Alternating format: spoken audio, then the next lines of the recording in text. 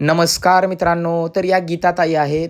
नवी मुंबईला राहतात. जवळपास मोहोळपासून 350 किलोमीटर अंतर पार करून या मोहोळमध्ये आलेल्या आहेत गाडी करून सहपरिवार. रात्रीचे जवळपास 2 वाजलेले आहेत. पण यांची भक्ती, तळमळ आणि श्रद्धा होती की आईसाहेबांना पहिला पत्रिका आपल्या मुलाच्या लग्नाची ठेवायची, आमंत्रण पत्रिका, व आपल्या गुरूंना देखील निमंत्रण पत्रिका द्यायची आणि मग आपल्या घरातील सर्व शुभ कार्य करायची. या शुद्ध उद्देशाने यांनी आपल्या इथं धावा घेतला आणि आईसाहेबांच्या चरणी ठेवण्यासाठी जी काही निमंत्रण पत्रिका आहे ते माझ्यापाशी दिली आणि मी ती आईसाहेबांच्या चरणी अर्पण केली. तर आई येडेश्वरीच्या चरणी हेच साकड की यांचं शुभ कार्य निर्विघ्नपणे पार पडू दे. तुमचा कृपा आशीर्वाद या नवीन दाम्पत्यावर अखंड राहू दे, हीच तुझ्या चरणी प्रार्थना. तर यांनी येडेश्वरी मातेला देखील साडीचोळीचा आयार वगैरे जे आहे ते चरणी आईसाहेबांच्या अर्पण केला. मला देखील गुरु म्हणून त्यांचं जे काही सन्मान आहे तो त्यांनी केला.